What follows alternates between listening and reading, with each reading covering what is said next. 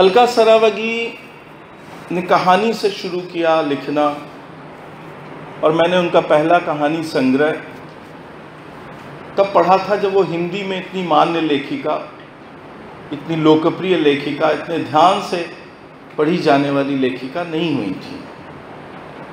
और उसके बाद कलिकथा बाया बाईपास, जिसने एक हलचल ही हिंदी में पैदा कर दी थी, और हमारे समय के सबसे मूर्धन्य विचारक उस उपन्यास के बहाने से बहुत सारे प्रसंगों प्रकरणों में एक दूसरे से उलझे पड़े थे। नामवर जी ने जितने मुक्त कंठ से उसकी तारीफ की थी तब छपते ही, और एक तरह का कीर्तिमान अलका जी ने बनाया था जब 40 के आसपास हो रही होंगी, और शायद 40 को नहीं छुआ था, 38-39 साल की, कि पहली बार इतने युवतम लेखक को साहित्य अकादमी जैसा सम्मान मिला, जबकि आमतौर पर वो बूढ़ों के लिए आरक्षित है।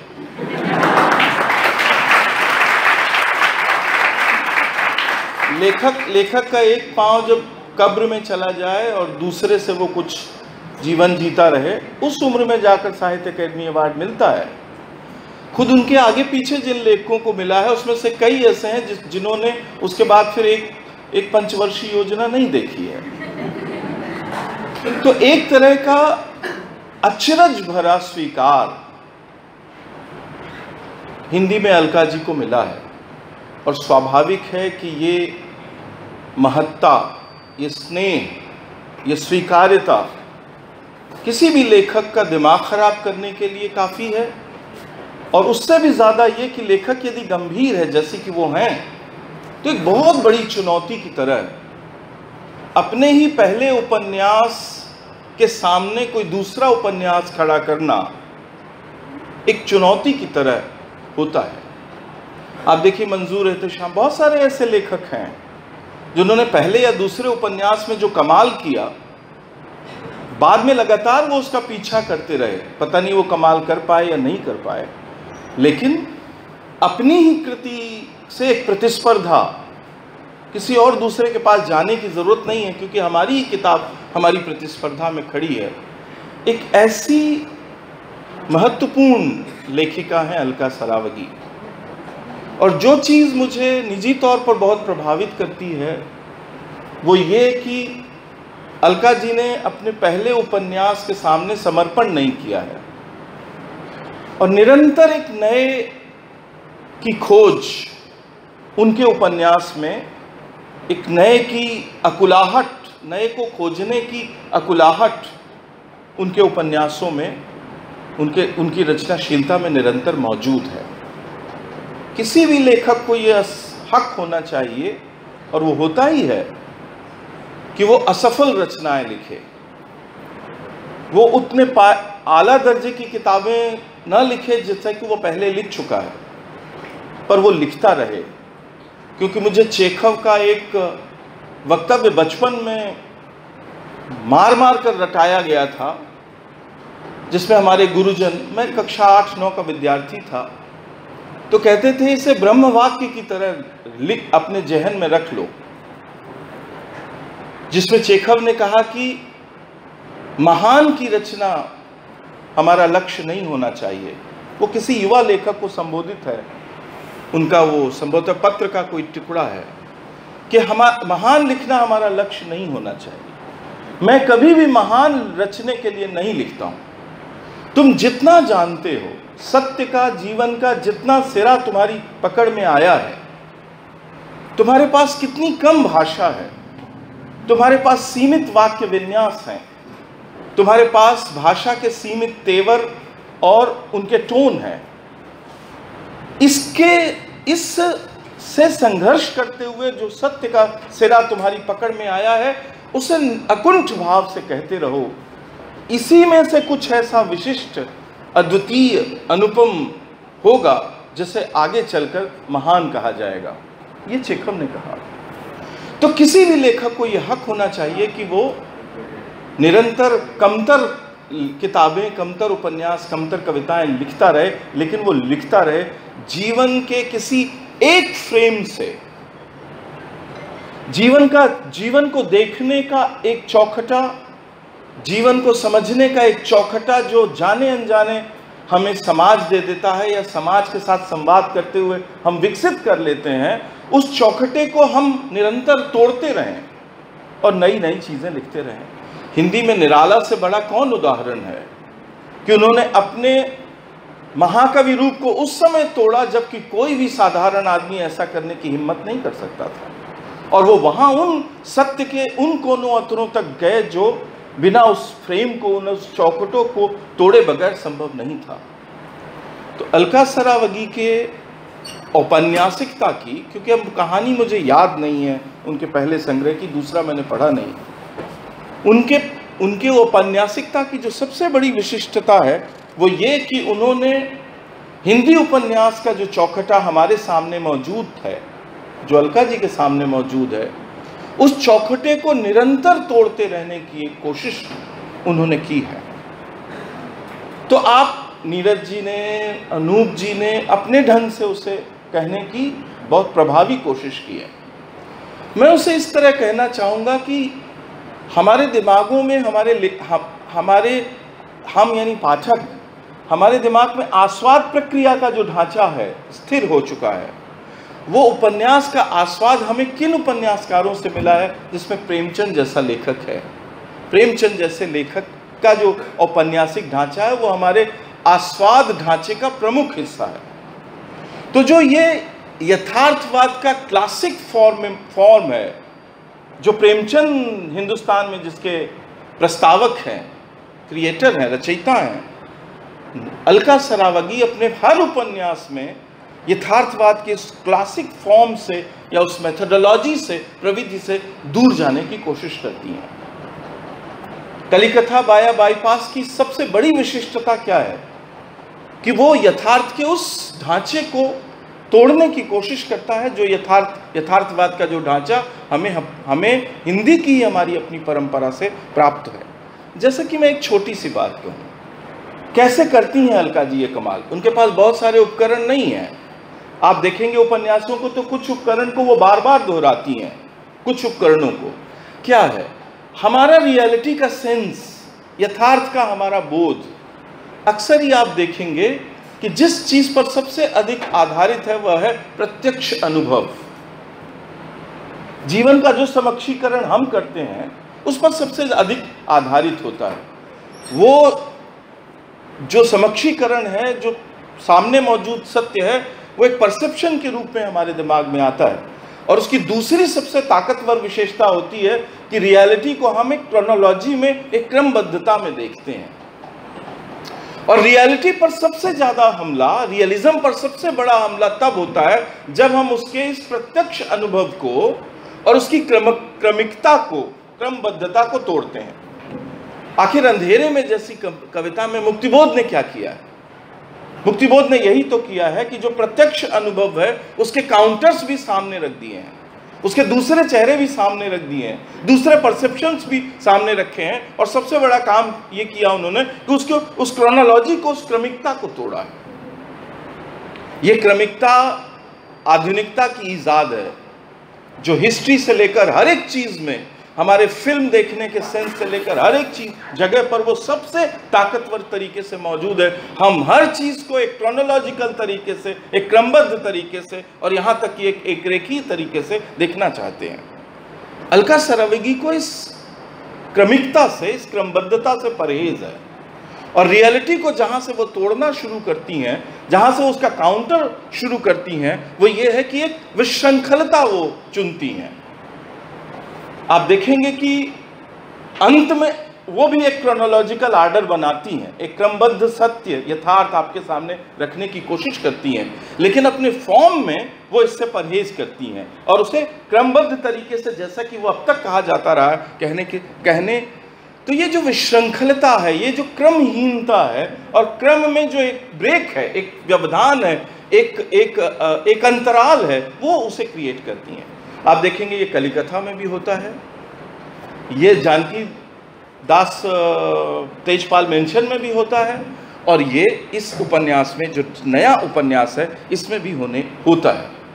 तो यदि मुझे समझना होगा इसे, तो मैं इसे एब्सर्ड के नज़दीक ले जाकर नहीं समझूंगा, मतलब मेरा दिमाग उधर नहीं जाता, उस सैमुअल बेकेट या उस पूरी धारा के पास नहीं जाता। मुझे लगता है कि ये ज़्यादा ठोस तरीके से अलका जी ने जितना अपने उपन्यासों में किया है वो ब्रेख्तियन पद्धति के ज़्यादा नज़दीक है, जहाँ ब्रेख्त लगातार ये जिद करता है अपने रंगमंच में कि जो सबसे बड़ी चीज़ है जो तुम्हें सुलाती है, जीवन का सत्य तुम साक्षात नहीं कर पाते, तुम्हें जीवन का सबसे बड़ा दुख भी पीड़ित नहीं करता। क्यों? क्योंकि तुम उस दुख में डूब जाते हो जो तुम्हें मंच पर दिखाया जा रहा है। इसलिए डूबो मत। श्रोता को, पाठक को डूबने नहीं देना है। यदि वो डूब रहा है यथार्थ में, चरित्र में, परिस्थितियों में, तो उसे झंझोड़ कर जगाओ और उसे प्रश्न पीड़ित करो। उसे बताओ कि हम ये कहानी दिखाने के लिए नहीं आए हैं मंच पर, हम वो जीवन की वो सच्चाई तुम्हारे सामने रखना चाहते हैं। तुम्हारी बौद्धिकता, तुम्हारी सवाल करने की क्षमता ज़्यादा तेज गति से काम करनी चाहिए जब मैं नाटक करूं। तो इस स्टॉनिस्लावस्की से, जो चेखव का सबसे बड़ा निर्देशक था, उसकी ब्रेख्त की जो बहस है, फिर आप देखेंगे कि लुकाच के यहाँ वो उपन्यास के फॉर्म पर जो बहस है वो यही तो है। इसलिए वो डूबो मत, डूबना नहीं है, क्योंकि वो तुम्हें असल सवालों से के नज़दीक जाने से, उसे उस तरह से पीड़ित होने से रोकता है। वो यथार्थ का वो रूप जो उपन्यास में क्रमबद्ध तरीके से, यथार्थवादी तरीके से रखा जा रहा है। तो मुझे लगता है कि कलिकथा में, तेजपाल मेंशन में और इस उपन्यास में प्रविधियां थोड़ी थोड़ी फर्क है, लेकिन मूलतः जो काम अलका जी करने की कोशिश करती हैं वो ये करने की। दूसरा, उनकी उपन्यासिकता की एक विशिष्टता है।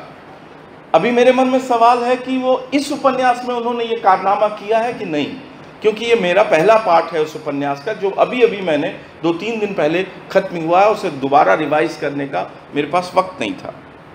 वो ये है कि नॉवेल को, जो आमतौर पर माना नहीं जाता, नॉवेल आमतौर पर रिप्रेजेंटेशन की विधा है, प्रातिनिधिकता की, जीवन का जो यथार्थ है उसका एक प्रतिनिधि हिस्सा हम अपने उपन्यास में रखते हैं। और ये जो प्रातिनिधिकता का सिद्धांत है, ये यथार्थवाद के सिद्धांत का ही एक तरह का बाय प्रोडक्ट है, उप उत्पाद है।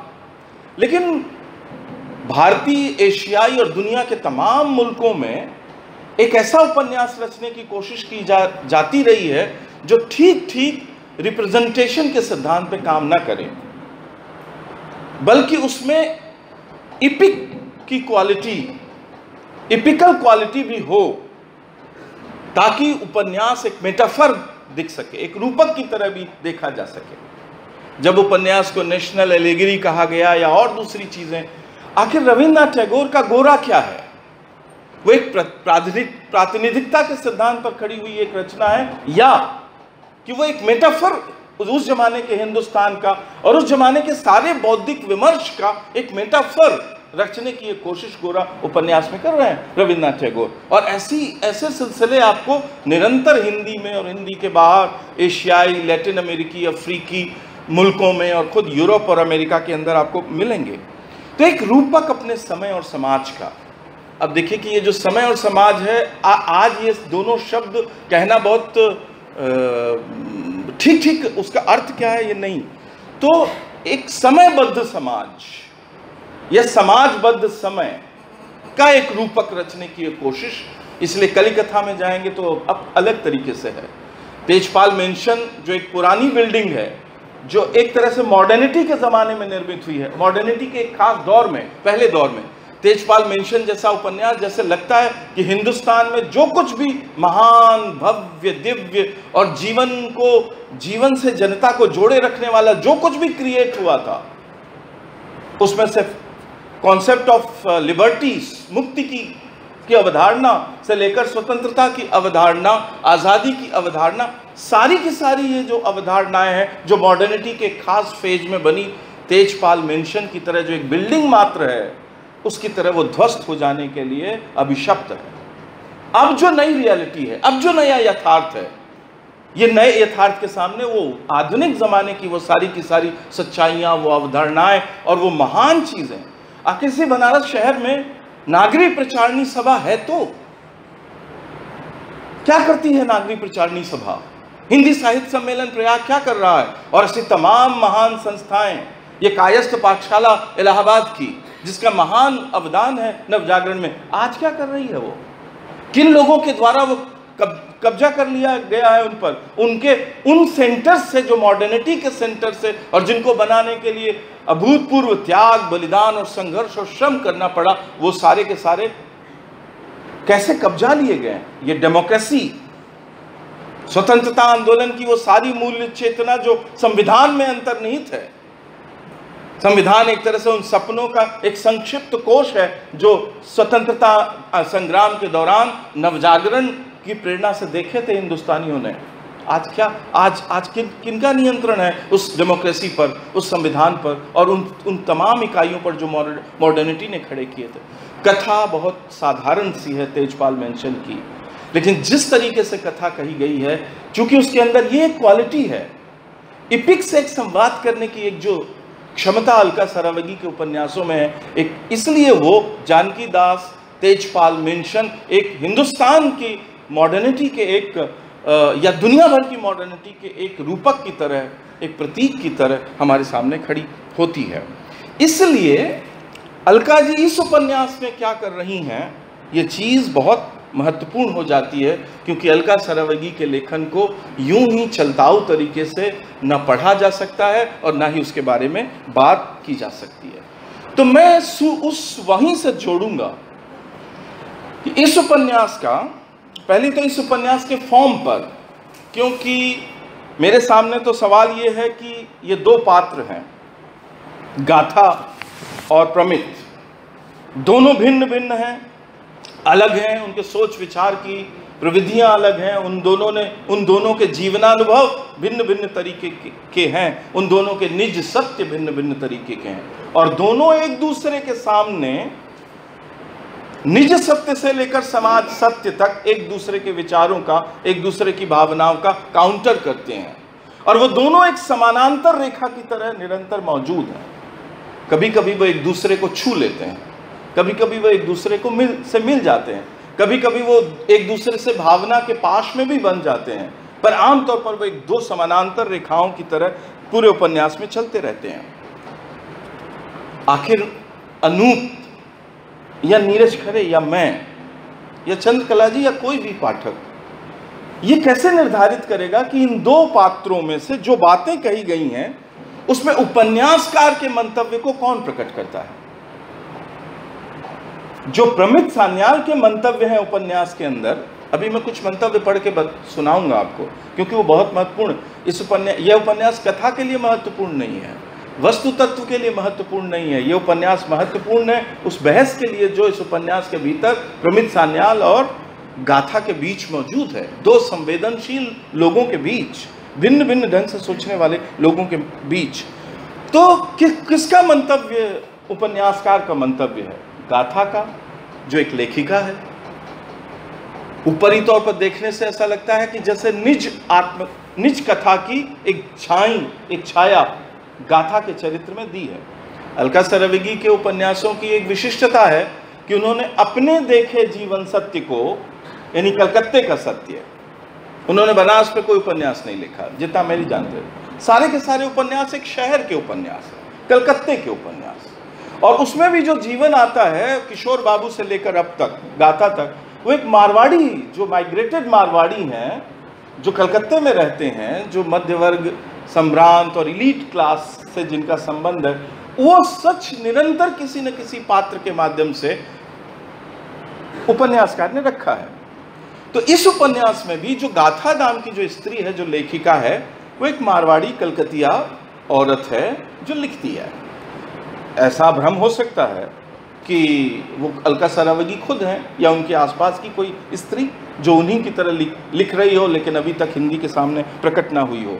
इन दोनों में से किसके मंतव्य को उपन्यासकार का मंतव्य माना जाए? क्योंकि सारी डिबेट तभी हो सकती है कि यह मान लिया जाए कि उपन्यासकार का मंतव्य इस चरित्र के माध्यम से यहां कहा गया है, या कि उपन्यासकार का कोई मंतव्य नहीं है और वो इन दो समानांतर रेखाओं को स्वतंत्र तरीके से आपके सामने छोड़ देती है, कि दोनों अपने पक्षों के साथ, दोनों अपने तर्कों के साथ, दोनों अपनी भावनाओं के साथ, दोनों अपनी कमजोरियों के साथ निरंतर समानांतर रेखा की तरह चलते रहें और पाठक एक संश्लेष करे उनका, उन्हें जोड़े, एक सिंथेसिस पाठक करे और फिर पाठक अपना पक्ष चुने। क्या लेखिका अपना मंतव्य स्पष्ट किए बगैर पाठक को पक्ष चुनने का अधिकार देती है और अपनी ओर से कुछ नहीं कहती? क्योंकि यदि प्रमित का मंतव्य उपन्यासकार का मंतव्य है तो आप समझिए कि उपन्यास इस उपन्यास पर बैन होना चाहिए। क्योंकि राष्ट्र राज्य के बारे में, लोकतंत्र के बारे में, भारत के समाज के बारे में ऐसी तमाम बातें जिन्हें आज 2018 में हम सुनना पसंद नहीं करते। हमारी सहनशीलता इतनी घट गई है कि हम अपनी ही सच्चाइयों से मुंह मोड़े खड़े हैं। तो उपन्यास पर बैन लगना चाहिए। लग सकता है बैन 19 के बाद लग सकता है, पर लग सकता है। इतने कठोर विचार हैं प्रमित सान्याल के, और उसके समानांतर लेखिका के विचार बहुत उतने तर्क प्रवण नहीं हैं। इसलिए मेरे लिए मूल सवाल यह है कि उपन्यासकार का मंतव्य गाथा प्रस्तुत करती है या प्रमित सान्याल, या इन दोनों के बीच कहीं उपन्यासकार का मंतव्य है और हम समझने की भूल कर रहे हैं। ठीक है कि उपन्यास का अंतिम वाक्य प्रमित सान्याल ने कहा है, जिसे कोट किया अनूप ने, लेकिन हम उसे ही क्यों सच मान लें? क्योंकि वो अंतिम है, इसलिए क्योंकि कहानी को और बहस को कहीं ना कहीं तो रोकना है। तो हम क्यों माने कि वो उपन्यासकार का अंतिम मंतव्य वही है? इसलिए एक तरह की अनिश्चयात्मकता मेरे मस्तिष्क में मौजूद है। अब ये जो दो पात्र हैं जिनके बीच ये सारा का सारा बुना गया है उपन्यास, ये दो पात्र दो भिन्न तरह के पात्र हैं। मैं इन्हें थोड़ा विद्यार्थियों के समझने के पॉइंट ऑफ व्यू से इसको थोड़ा मोटे मोटे खांचे में बांधना चाहता हूँ। बुरा है ये काम, नहीं करना चाहिए, लेकिन अध्यापकों को और आलोचकों को ये करना ही पड़ता है। वो उस तरह से चीज़ों को खुला नहीं छोड़ पाएंगे क्योंकि उनका कारोबार बंद हो जाएगा। तो हमें तो कहना ही है उस तरीके से, हमें थोड़ा मोटे खांचों में उसे देखना है। तो जितना मैं समझा मैं आपके सामने रखना चाहता हूँ। फिर अलका जी बोलेंगी तो वो इन सब बातों के बारे में यदि कुछ मेरी कोई बात होगी तो मैं गलत तरीके से सोच रहा हूँ तो इस पर बात करेंगे। सबसे पहली बात जो मुझे लगती है कि प्रमित एक ऐसा चरित्र है जिसके विचार एक तरह से उत्तर आधुनिक विचार हैं, लेकिन उसका एटीट्यूड, उसका व्यवहार और भाषा को बरतने का उसका तरीका, बात कहने का उसका तरीका पूरी तरह मॉडर्न, आधुनिक है। अब जरा इसको थोड़ा समझें कि इसका क्या मतलब है। उत्तर आधुनिकता आधुनिकता की निश्चयात्मकता पर संशय लगाती है। मॉडर्न आदमी की पहली निशानी यह है कि वो बात को कहेगा कि ऐसा हुआ है। एक तरह की निश्चयात्मकता, कोई भ्रम नहीं छोड़ेगा, कोई संशय के लिए स्थान नहीं है मॉडर्निटी के इलाके में। वो दो अलग अलग सत्य काउंटर करके रख देगा, लेकिन ये नहीं कहेगा कि ये ऐसा हो रहा है। तो ये जो आदमी, ये जो चरित्र है प्रमित सान्याल, ये प्रमित सान्याल एक तरह का पोस्ट मॉडर्न चरित्र है। इसके सोचने के तरीके में बहुत सारे ऐसे तत्व हैं जो मॉडर्निटी से बाहर के हैं, आधुनिकता की विचार प्रविधि या विचार सरणी से बाहर। और यही इस उपन्यास के इस चरित्र का महत्व है, क्योंकि एक तरह से ये हिंदी उपन्यास में पोस्ट मॉडर्निटी की तरफ बढ़ता हुआ पहला कंप्लीट विचारक चरित्र है। इससे पहले बहुत सारे उपन्यासों में इसकी छायाएं दिखाई पड़ती हैं, पर उस विचार की एक मुकम्मल पहचान इसके पहले किसी चरित्र में हिंदी उपन्यासों में नहीं है। और इसके बरक्स गाथा जो है वो एक तरह से जो बहुत प्राथमिक और ज़्यादा बढ़ती हुई मॉडर्निटी है उन्हीं में सीमित है। उसके विचार, उसकी भावनाएं, उसके जीवन को देखने का उसका जो तरीका है वो पूरी तरह मॉडर्न सेंसिबिलिटी से, आधुनिक जीवन बोध से घिरा हुआ है। और वो तमाम तरह की आस्थाओं से, जो आधुनिक आस्थाएं हैं, पारंपरिक आस्थाएं हैं, वो जीवन को देखती है। और लेकिन प्रमित सान्याल की जो सबसे ताकतवर बात है कि वो बिल्कुल ही किसी भी चीज पर उसकी दृढ़ आस्था नहीं है। कोई भी एक ऐसी चीज नहीं जिस पर वो जान लगाने के लिए जो पहला हिस्सा है, उपन्यास 3 हिस्सों में बटा हुआ है, उसके लिए तैयार हो। वो बहुत पढ़ा लिखा आदमी है, खुद सुपठित है। आप उसके कोटेशंस जो वो उपन्यास में रखता है उससे उसकी पढ़ाई का अंदाजा लगाइए। सिंगर, ये कहानीकार है, उनका एक कोट है, सैमुअल बैकेट, वो एब्सर्ड, हो सकता है कि नीरज जी के दिमाग में बैकेट के जिक्र से, वेटिंग फॉर गोडो के जिक्र से ये बात मन में आ होगी। Oscar Wilde, Che Guevara, Yeats, Shakespeare, Rabindranath Tagore, Borges, Marx और विलियम फॉकनर, ऐसे तमाम विचारक आपको देखेंगे कि वो बहुत सुपठित, बहुत पढ़ा लिखा व्यक्ति है। वो बहुत बौद्धिक है, बहुत तर्कशील है, वो रेशनल तरीके से सोचता है, वो बहुत भावुक है, वो एक तरह का एक्सट्रीमिज्म उसके व्यक्तित्व में है, एक तरह का एकांत पसंद है, वो खुद से और समाज से एक निरंतर भागता रहता है, और तमाम ऐसी चीज़ें हैं जो उसे एक चरित्र के रूप में एक बहुत ही विशिष्ट किस्म का चरित्र बनाती हैं प्रमित सान्याल को। वो उपन्यास के शुरू के हिस्से में निरंतर जिस तरह की बातें करता है, उससे ये मालूम पड़ता है, उससे ये अंदाज़ा पड़ता है कि वो संपूर्ण सत्य या संपूर्ण यथार्थ को जानने का जो किसी एक व्यक्ति का दावा है मनुष्य का, उससे वो बुरी तरह असहमत है। और ये जो मॉडर्निटी कहती है, जैसे मान लीजिए कि कार्ल मार्क्स ने दास कैपिटल लिखा या कम्युनिस्ट मैनिफेस्टो लिखा, उन्होंने डिफाइन किया कि उनके हिसाब से रियलिटी, कंप्लीट रियलिटी यही है।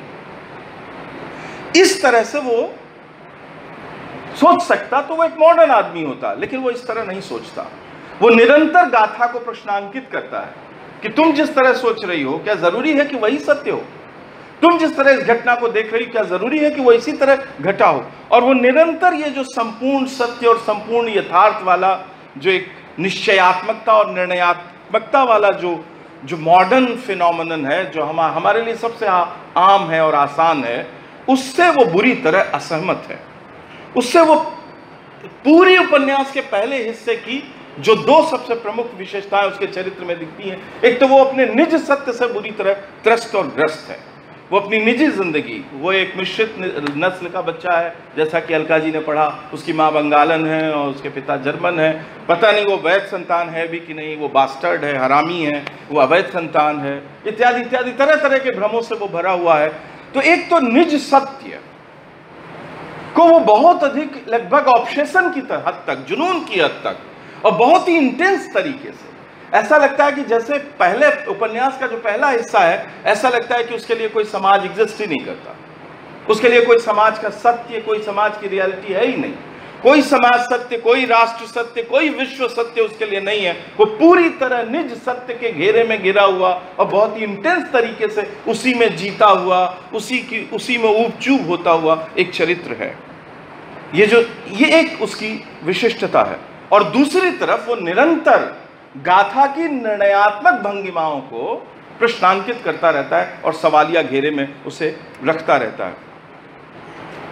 इससे ये अंदाजा पड़ता है कि वो एक खास किस्म का मिशन है, जिसमें वो रोमांटिक है, क्रांतिकारी है, अराजक है, मॉडर्न है, और इन सब के बावजूद, इन सब के अधूरेपन को जानता हुआ वो इन सब से बाहर निकलने की कोशिश में भी निरंतर लगा हुआ है। लेकिन ये निज सत्य को इतनी इंटेंसिटी से जीता हुआ प्रमित सान्याल जब उपन्यास के दूसरे हिस्से में आता है, तो अचानक एक, जैसे कहते हैं, ब्लैक एंड व्हाइट की तरह एक दूसरा उसका पक्ष खुलता है, जहां वो समाज सत्य को, समाज में हो रहे अन्याय, शोषण और को सबसे अधिक वरीयता देने लगता है और उसका निज सत्य पीछे छूट जाता है।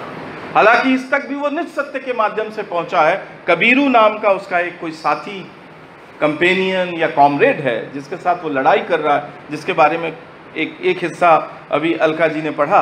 वो कबीरू उसके सामने मर गया है युद्ध लड़ते हुए। ये युद्ध वो युद्ध नहीं है जो दो राष्ट्रों की सेनाएं लड़ती हैं, ये युद्ध वो युद्ध है जो एक ही देश और एक ही समाज के भीतर निरंतर चलता रहता है, जिसे हम चाहें तो पुरानी भाषा में एक वर्ग संघर्ष कह सकते हैं, वर्ग संघर्ष जैसा कुछ, क्योंकि उसकी बातों में चेगवेरा, मार्क्स और ये और अन्याय, जो सेकेंड पार्ट है उपन्यास का, वो इन सब चीज़ों से भरा हुआ है। ये दो पहलू, पहले खंड में निज सत्य को ऑब्सेशन से जीता हुआ और दूसरे खंड में समाज सत्य को, राष्ट्र सत्य को, वर्ग अन्याय और वर्ग शोषण को जीता हुआ, ये दो प्रमित सान्याल एक ही उपन्यास के अंदर एग्जिस्ट करते हैं, एक ही जगह वो खड़े हो जाते हैं। जैसे मैंने कहा कि इस उपन्यास की विशिष्टता प्रमित और गाथा के मध्य जो निरंतर ईमेल का संवाद है, वो ईमेल के संवादों से है, क्योंकि कहानी बस इतनी सी है, एक सिचुएशन है, घटना भी ठीक ठीक नहीं है इस उपन्यास में, एक भी घटना नहीं घटती है।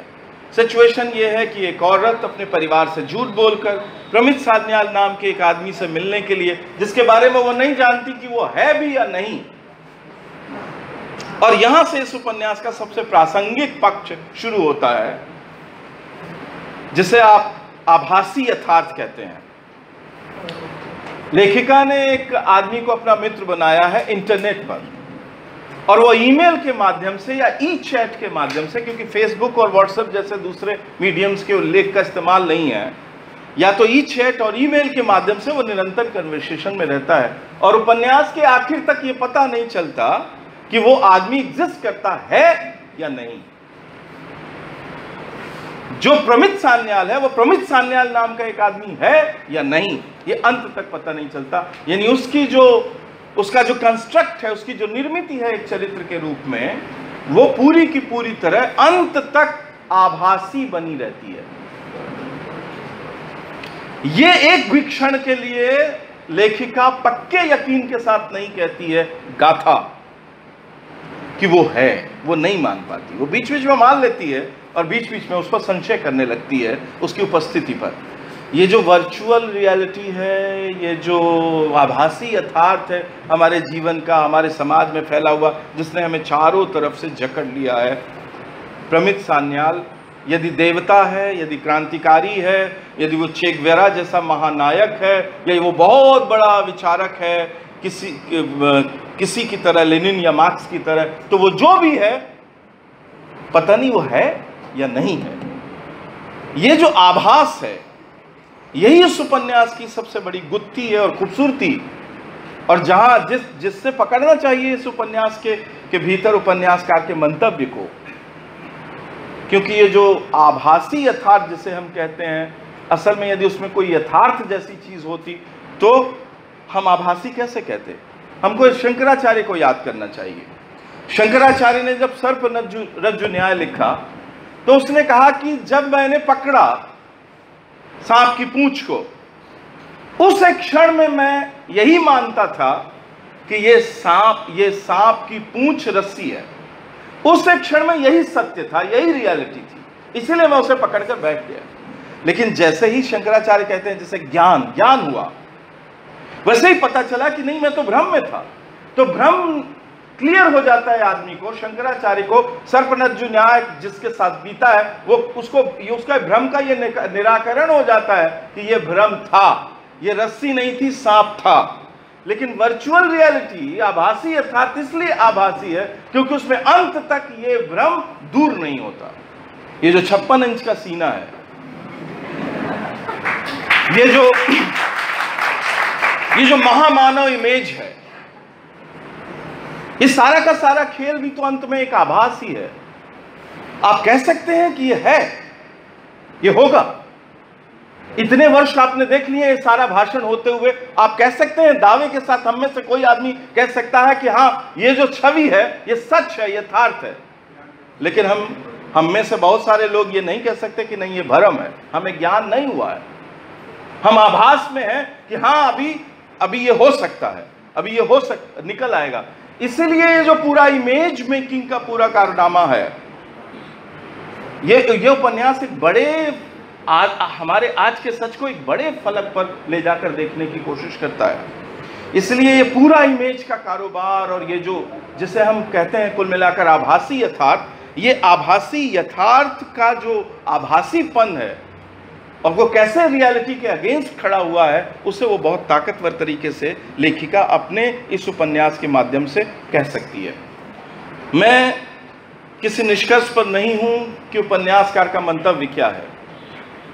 ना तो प्रमित सान्याल पूरा चरित्र है, क्योंकि मैं उसे एक खास तरह की एक मनोविकृति की तरह ही देखना चाहूँगा, अधूरेपन की तरह। जो मॉडर्न मेरा दिमाग है, मैं कह देता हूँ कि जो मेरा आधुनिक दिमाग है, वो उसकी एक कमी मानकर ही रहेगा कि वो जीवन के दो अलग अलग हिस्सों को इतनी इंटेंसिटी के साथ एक साथ पूरा का पूरा सच मानकर जीता रहता है और किसी अंतिम निष्कर्ष पर हमें पहुंचने नहीं देता। लेकिन ये उपन्यास, जैसे कुछ कुछ बातें मैंने कही, मेरे अंदर, मेरे मन में भी अभी कोई स्पष्ट बात नहीं है। इस उपन्यास की विशेषता ये है कि वो आपको उन तमाम मुद्दों की तरफ ले जाता है जो मुद्दे हमारे ज़माने के हैं और जो हमारे समय में निरंतर ज्वलंत बने हुए हैं। बहुत सारी बातें इस उपन्यास में कही गई हैं और मैं कुछ वक्तव्य पढ़कर प्रमित सान्याल के ख़त्म करूंगा, जिसके आधार पर मैं गुजारिश करूंगा कि इस उपन्यास पर बैन लगना चाहिए और इसे प्रतिबंधित कर दिया जाना चाहिए। यदि नहीं किया गया है अब तक, तो इसलिए कि शायद लोगों ने ठीक से इसको पढ़ा नहीं है। जब हिटलर ने लाखों यहूदियों को मारा, यह दूसरा प्रमित सान्याल है, जिसके लिए वर्ग शोषण और वर्ग अन्याय ही सबसे बड़ा अन्याय है। जब हिटलर ने लाखों यहूदियों को मारा तो सब जर्मन लोगों ने बाद में कहा कि उन्हें ऐसी घटनाओं के बारे में कुछ मालूम नहीं था। असल में तो हिटलर से ज्यादा वे लोग अपराधी हैं। तुम्हें पता है भारत में नेपालियों, असमियों और दूसरे उत्तर पूर्व के राज्यों के लोगों के साथ कैसा सलूक किया जाता है? ये एक वक्तव्य है, एक खास रेफरेंस के भीतर। एक दूसरा वक्तव्य, इतना जान लो कि मैं कोई राष्ट्रवादी नहीं हूं। राष्ट्रवाद ने सिर्फ युद्धों को जन्म दिया है, दूसरे देशों को शत्रु मानना सिखाया है। पर वे अपनी बंदूकों से हमें ब्लैकमेल कर रहे हैं। कश्मीर के बारे में है, उसका क्या? तुम्हें पता होना चाहिए कि कश्मीर में लोग भारत की उपस्थिति से क्यों नफरत करते हैं। उन बलात्कारियों से जो राष्ट्र के नाम पर उनकी इज्जत लूट रहे हैं, तुमने कभी पूछा कि उन्हें यह हक किसने दिया? ये प्रमित सान्याल हैं कश्मीर के बारे में बोलते हुए। यही तो तुम लोग नहीं जानते, तुम जैसे लोग नहीं जानते। लड़ेंगे नहीं, लड़ रहे हैं। यह देश अभी भी सिविल वॉर, गृह युद्ध में है। आपको याद रखना होगा कि उपन्यास 2017 में लिखा गया है।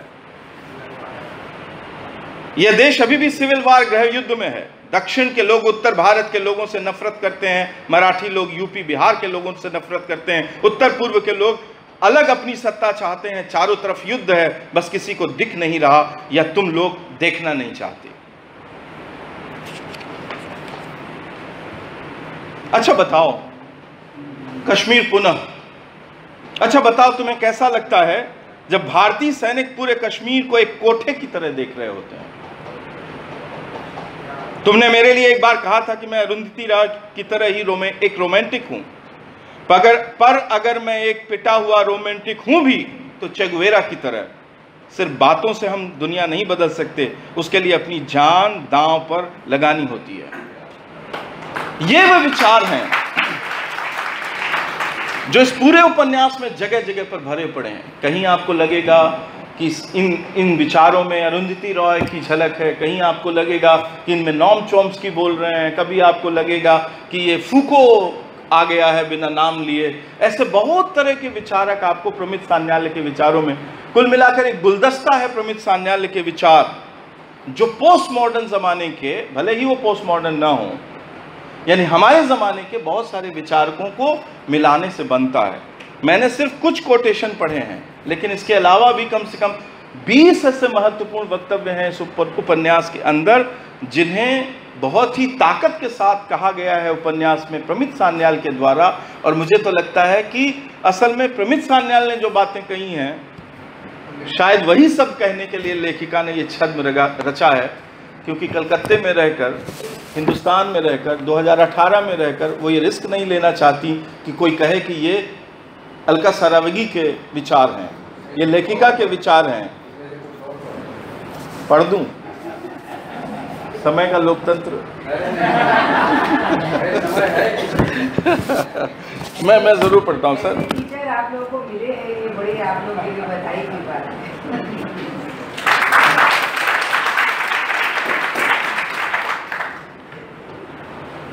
मैं कुछ जितना मुझे मिलता है मैं आपके सामने पढ़ देता हूँ। कुछ बहुत ही फिलॉसफिकल किस्म की चीज़ें हैं जो इस उपन्यास में मौजूद हैं।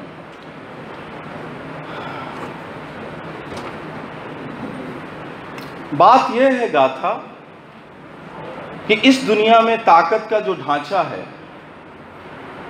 आप जानते हैं कि ये कहाँ से आ रहा है। वह पहले तुम्हें उम्मीद देता है कि सब कुछ ठीक कर देगा। 2018 में से पढ़ के देखिए। इस दुनिया में ताकत का जो ढांचा है वह पहले तुम्हें उम्मीद देता है कि वह सब कुछ ठीक कर देगा, फिर उसके बाद वह तुम्हें अपने गोले बारूद बंदूक की ताकत से डराता है।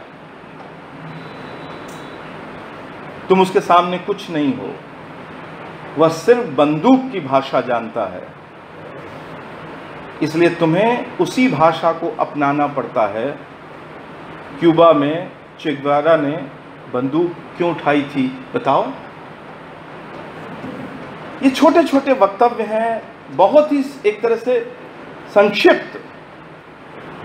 देखोगा था हमने यानी कबीरू और मैंने जब जवानी में कदम रखा ही था, हम उन मूर्खों से नफरत करते थे जो हम पर शासन कर रहे थे।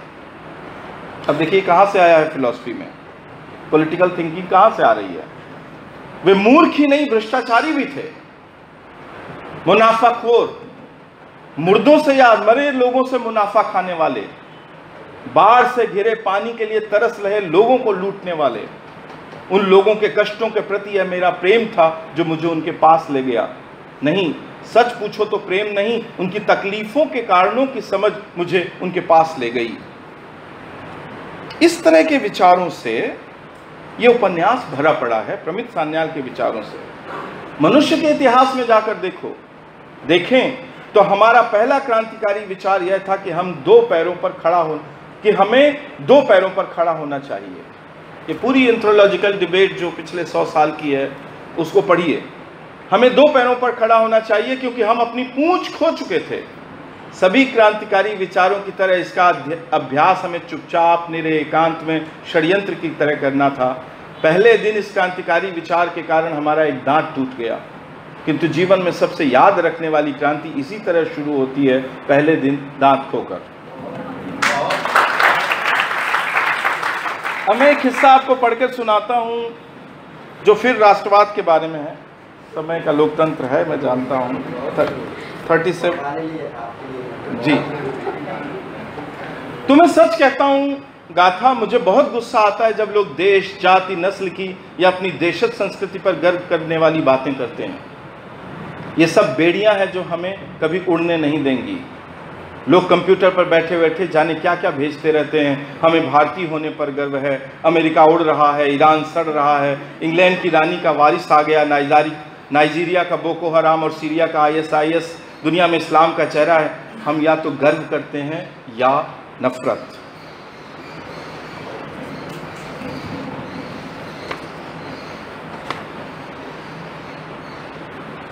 आखिर एक वक्तव्य से करता हूं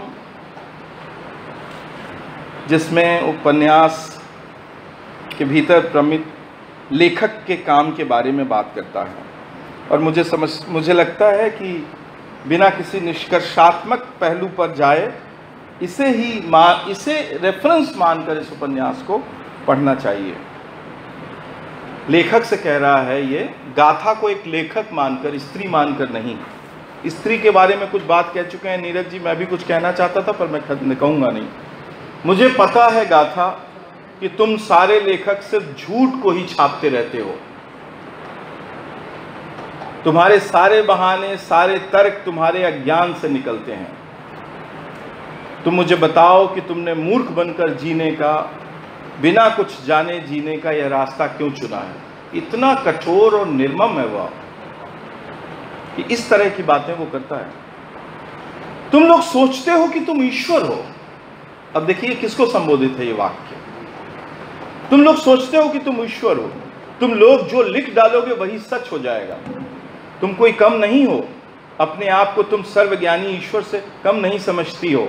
तुम्हारी किताब इसका प्रमाण है। इस तरह से वो उकसाता है और लेखन की पूरी प्रक्रिया पर एक सवाल उठाता है। शब्दों की हकीकत के बारे में वो ये कहता है। ये दूसरे पार्ट में है, दूसरे खंड में। मतलब यह है कि शब्दों का हकीकत या सच्चाई के साथ एक कॉन्ट्रैक्ट, एक अनुबंध होता है।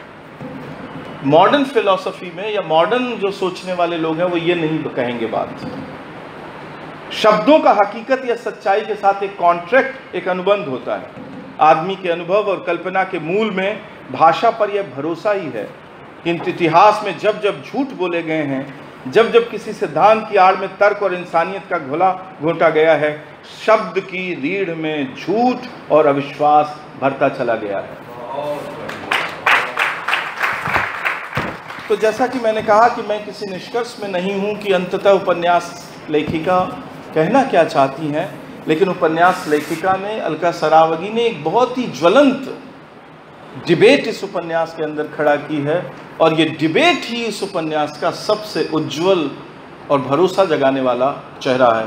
मैं इस्तकबाल करता हूँ, सम्मान करता हूँ अलका जी का इस उपन्यास के लिए, और उम्मीद करता हूँ कि आगे आने वाले दिनों में भी ऐसे ही नए उपन्यास हमें पढ़ने को मिलेंगे। धन्यवाद।